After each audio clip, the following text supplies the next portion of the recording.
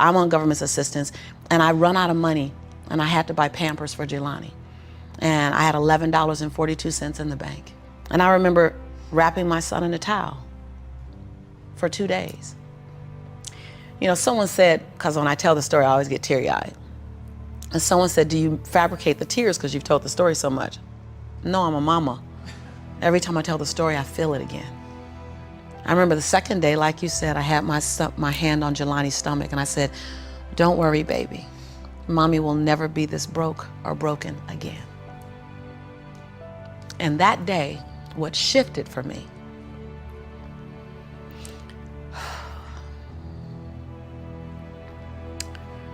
was I was willing, and I don't know if this is gonna sound crazy, I was willing to completely die to any form of me that I had been, so that I can birth the woman that I was becoming. The reason why a lot of people won't become who they want is because they're too attached to who they've been. And you hear it all the time when people say, I've always been this way. Okay, well, if that's working for you, keep doing that. I knew it wasn't working for me any longer. I had hit my version of rock bottom. So I was willing to let go of everything and everybody. See, another reason why people won't get there is because the doorway is for you to fit through. You're trying to carry everybody else through because you're trying to be Rescue 911. And you gotta rescue you first.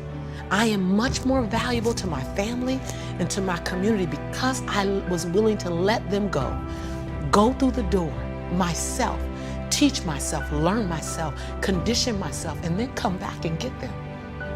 I'm much more valuable to them now. But I had to go through a window time of 10 years of judgment.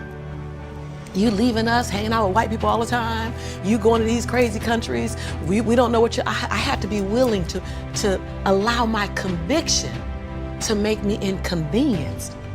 See, we want to grow, but we want to stay liked by everybody. I was willing to be my own rescue at the risk of your approval. Most of us aren't like that. Facebook is an example. We want to be liked. Well, I woke up and I like myself today, so your like is extra. My job is to like me first. I was willing to say every day, Lisa, you like you? Lisa, are you proud of you? Lisa, are you playing full out? Every day before I checked in with anybody else. That's lonely, by the way. Why won't most people do it? Because it's scary and it's lonely. So what did I do? I was willing to find people who had what I didn't have, who were living lives that I wasn't living, who believed things that I didn't know about, and I was willing to become their student. I got up every day and I ate a slice of humble pie. See, when you get to this level, even me 10 years ago, you can get caught up by reading your own fine print. Most people want the convenience of transformation without the inconvenience required for transformation. So my grandmother says, and I love to repeat this, your conviction, what you're passionate about, your conviction and your convenience don't live on the same block. Everything is possible. So I disrupt people when I say, you want to make me extraordinary, because it lets you off the hook. What if you do? What if you do? What if the God that we call God, the divine, whatever your faith is, what if there's no partial? It's not going to give me a hookup and not give you one. Not going to give me an opportunity and not give you one. I'm just going to go after it. If I die, I'm going to die on a treadmill, like Will Smith said. I'm going to be on the treadmill running. I'm just not going to stop, because I believe all things are available to us. I'm just willing to go after them. Are you willing? And then that is so disruptive, because then you got to make a decision.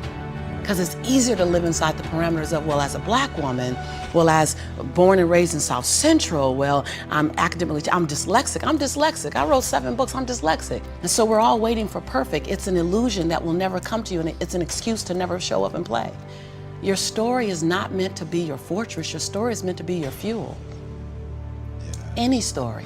The beauty is that when you show the little engine that could story, like, I'm not gonna run fast, but I ain't gonna stop running. I might slow down and have to breathe and catch my breath, but I'm not stopping, because I believe all things are available to all of us, and good people should do well, because when good people do well, good people just do more good in the world. See, we're not supposed to tuck our dreams in on the pillow when we get up in the morning. We're not supposed to leave them at home and go and fulfill somebody else's dream. We're not supposed to do that. That's not what we're wired to do. That's not who we are. Your human spirit doesn't care about the economy. The human spirit doesn't care that my son's father went to prison. The human spirit doesn't care what's happened to your family. The human spirit doesn't care about the past. You may have been molested, or your family may have been broke, or you may have been betrayed, or you may have a divorce. Your human spirit doesn't care about any of that. Your human spirit simply says, what's our command for tomorrow? What do you want to create? It's not keeping score. Your brain is keeping score, because your brain is designed to keep you safe. Your soul, your intuition, your human spirit is designed to make you soar. And when you get to the edge of that stage, when you get to the edge, your brain will always tell you to step back. It's always going to tell you to step back, because you can fall. Always. It's going to tell you to step back. Because before you fell, the last time you did this, you saw someone else fail. You could hurt. You could be off work. It's going to tell you. It's designed to keep you safe. So you have to be willing to play between your brain and your soul. And on some days, you got to just listen to your soul. And you got to say, I'm going to leap. I'm going to get to the edge. Most people are at the edge, and you're standing at the edge and you're watching everyone else fly. That's Pimp My Ride, Watch My Crib, all this stuff. You know, watching people's lives on Facebook. You're at the edge, watching someone else live, wondering what it's going to be like when you jump without ever jumping. And I'm just here to tell you, jump. Because only three things can happen. You're either going to jump and fly, or you're going to jump and fall on something soft, or you're going to fall down hard. Either way, you're going to get back up. You already know you got what it takes to get back up. Your greatest fear is not that you will fall. Your greatest fear is that you will live a full life and never fly, that you never leaped. You're not afraid of dying. You're afraid of dying before the world sees who you really are, before they really get your fingerprint, before they really feel your breath, before they really get your contribution, before they really feel you. That's what you don't want to happen. You don't want to leave this place without us knowing you were here. All I'm doing is giving my dream a chance. And I'm not extraordinary. You don't get off the hook. You don't get to be let off the hook. I'm an ordinary woman who chooses every day to make one more extraordinary decision. If you watch me to inspire you to get up and do one more squat just a little bit longer. If you watch me to inspire you to forgive the perceivingly unforgivable and love the perceivingly unlovable, so that the universe can love you back like that. If you watch me so that it makes you want to be a better man, want to be a better woman. See, when I rub myself up against somebody great, it's so that I can want to be a better woman in their presence. Only hang around people who make you stand on your tippy toes.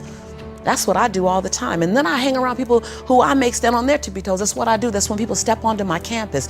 I train. I'm a trainer.